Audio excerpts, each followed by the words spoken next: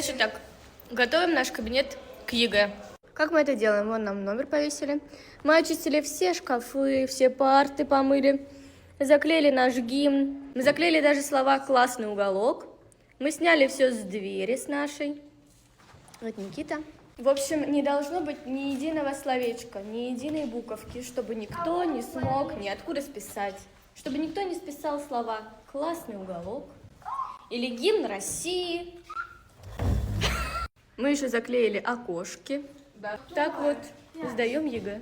Я вот не помню, чтобы было все вот так вот заклеено, когда я писала ЕГЭ. И вообще, по-моему, я писала ЕГЭ в нашем же кабинете.